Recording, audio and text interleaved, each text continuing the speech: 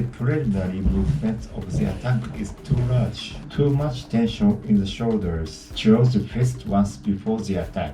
Waist position is too high. The upper and lower body are not synchronized.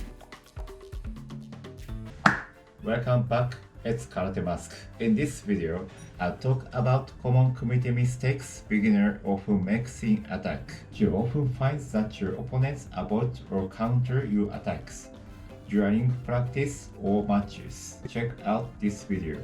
If you know any of these mistakes, it will surely help you. This practice method helps beginners avoid common Kumite mistakes and efficiently improve their Kumite skills. This is the final installment of this series. If you haven't seen it yet, please watch the previous video on defense and posture for a deeper understanding. I recommend watch them in order, but you can watch them either way. These three videos will certainly improve your Kumite level. So, to quickly conclude this video, be aware of the axis of your body without putting too much force into it. If you can do this, your attack will be less likely to be reacted to, and you will graduate from beginner Kumite. And finally, I'll also give you some tips on how to perform this practice method.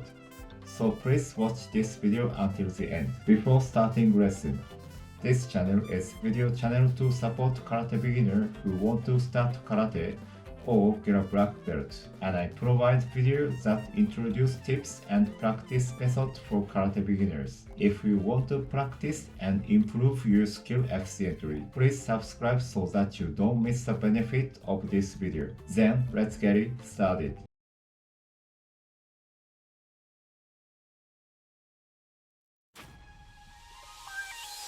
First, typical example why the opponents react. The preliminary movement of the attack is too large. We know that we can attack without the opponent reacting, but it's not easy. However, this is the first thing the beginner should be aware of. Too much tension in the shoulders. If your shoulders are too tense, you add unnecessary movements. You want to punch with one movement, but you punch with two. By doing so, the opponent reacts between those movements. Close the fist once before the attack. Some people are slow in the motion of the attack, even though their shoulders are relaxed. That's because they bring their arms back at the moment of attack. This makes the same two movements motion as before. Waist position is too high. It is not good to have a high hip position at the moment of attack. It's caused by too much force in the knee and ankle joints. The upper and lower body are not synchronized. The upper body is too conscious of the attack.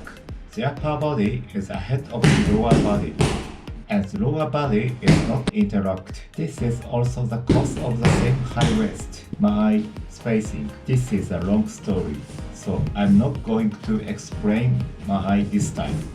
Besides, I want you to start by controlling your own body rather than your opponent's. First, take the stance shown in the previous video. A little review. Lower body relaxed. Body at an angle to the opponents. Face should be facing the opponents. More details are in the previous video. If you want to know more detail, please watch it. There are various attacks, but let's practice with kizami-tsuki and gyaku-tsuki. Let's start with kizami. Let's move your fists forward without putting any tension in your arms. Don't tense your shoulder, but don't pull your arms. Be aware that you're punching with one movement, not two. When you get used to it, you can use your lower body. Relax the knee and ankle. Then bring the front foot forward along with the fist. The first two movements are strike and return. Strike and return. When you get used to it, do it in one motion.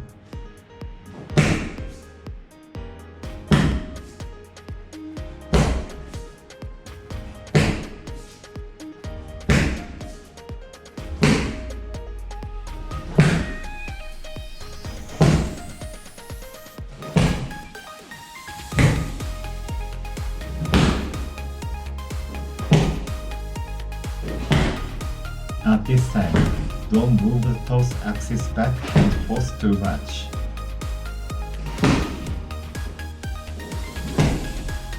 Since this is an exercise, the axis should be as perpendicular to the floor as possible. The trick is not to hit the opponent with your fist, but with your body.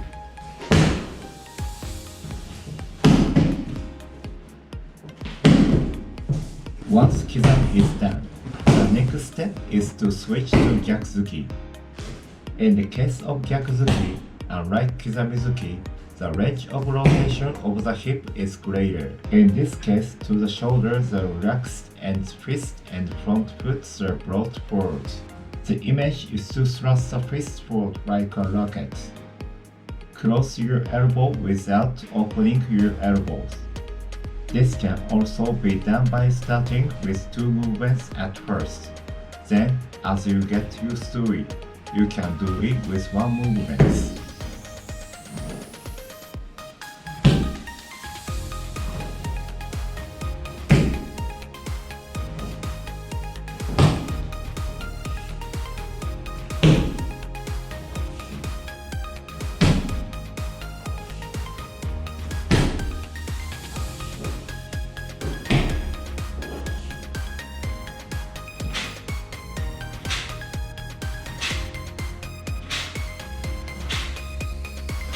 The karate punch is the fastest punch at the shortest distance. To achieve this, it's important to stabilize the lower body without opening the sides or making any preliminary movements. It's important to master a series of techniques.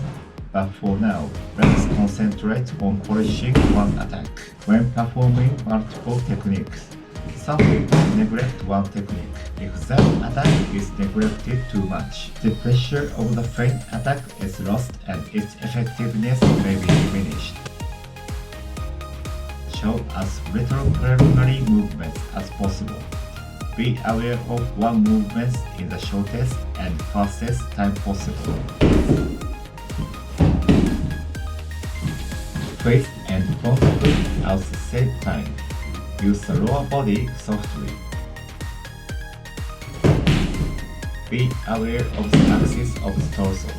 Be ready to bump your torso with your body. When confronting an opponent, we often become attuned to the opponent and are unable to perform our usual movements. First, be aware of your own physical manipulations and practice so that you can unconsciously perform your usual movements in the actual match. This is the last in this series, and I hope you found this information useful. And please continue to support my channel, as there are many more techniques than the 3 Kumite videos I have divided into the series. It's natural that everyone cannot do it at first. What is important is the ability to continue. If you can do this, you will soon approach the level of black belt. Last but not least, if you think this video is good, please like and comment on it. It will encourage me. See you in the next video. Peace out.